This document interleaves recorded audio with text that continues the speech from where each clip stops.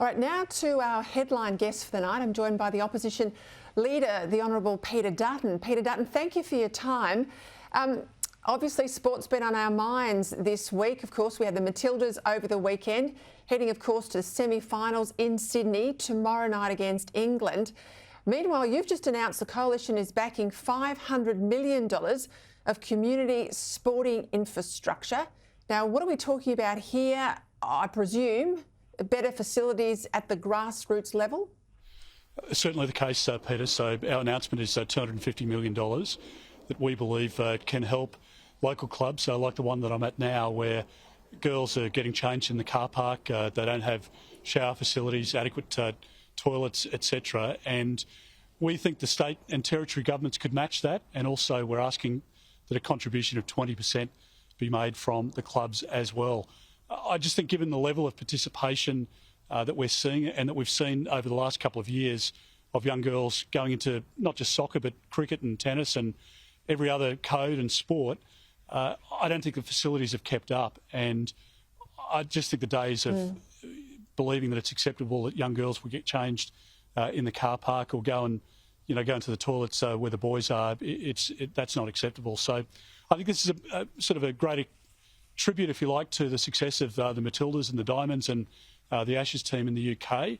And I think it's a better outcome for our economy and for the Australian people than a sugar hit of a public holiday, which ends up costing small businesses $2 billion. I want to move to The Voice, if I can. 3AW's Neil Mitchell dominates Melbourne radio, interviewed the Prime Minister at length today. He's put out a podcast. I want to play a little of what the Prime Minister had to say. Have a listen. They know the Uluru Statement from the Heart is one page, not hundreds of pages. But what are the other 25 pages? I've read them. What are they? What they are is a record of meetings. Some of them, they're records of the big lead-up that happened. Do you agree with most of what is said in those 25 pages? I haven't read it. You haven't read it? There's 120 pages. Why would I? I know what the conclusion is. I mean, why would I, says Peter Dutton. I mean, he has committed Australia to implementing Uluru in full if his voice gets up. How can you commit to implementing anything in full if you admit you haven't even read it? Well, it's a remarkable admission, because what the Prime Minister is proposing here is the biggest change to our constitution, our nation's rule book, since Federation. And that's why a lot of Australians are really, I think, bemused as to why the Prime Minister would keep the detail from them. And I just can't understand why the Prime Minister can't be straight with an answer when it comes to The Voice. Why is the detail being kept from Australians? Why won't he explain it? Why go off? I mean, the interesting line there as well was, when he says, it's not hundreds of pages. Well, the debate is about whether it's one page or whether it's 18 to 20 or 26. The fact is that that Megan Davis herself has, in speeches in her Parks oration, which I know you've covered on your show in 2018, makes a specific reference to it. And it's not the only time. So just be straight with people instead of trying to be tricky all the time, because at the moment I think Australians are turning off the Prime Minister because they're just suspicious about, if he's being tricky, why? And if the detail's been kept from us, why? Everybody wants to help Indigenous Australians, but I just don't think the Prime Minister's across the detail. We saw it during the election campaign. I don't believe that a Prime Minister like Bob Hawke or John Howard or Paul Keating or Tony Abbott would not be across the detail when they're proposing the biggest change to our constitution in our country's history. Look, I'm even surprised, given it dominated Parliament last week and he was there in the chamber getting questions about the detail of the whole of the Uluru Statement, that he didn't go back to his office and say, look, you better pull it up. I'll read it over the weekend. I need to get my head around these comments from the opposition leader. He admits today, and this is today, on radio in Melbourne, that he hasn't even read it, even though it's dominated the headlines. I want to play some comments, if I can, directed at Jacinta Price and then her response today. Have a listen. And we have a far-right politician in Senator Napanjippa Price out there spreading lies, spreading mis and disinformation. I don't think I've come across anyone that hates Aboriginal and Torres Strait Islander or seems to hate Aboriginal and Torres Strait Islander people so much.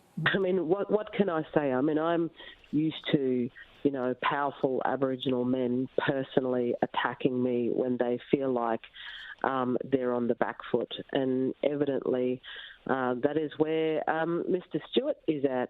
This reeks of desperation from the Yes campaign. An individual such as himself is quite wealthy. He's doing very well for himself through the Aboriginal industry. Why does your shadow minister have to put up with this constant abuse, Peter Dutton?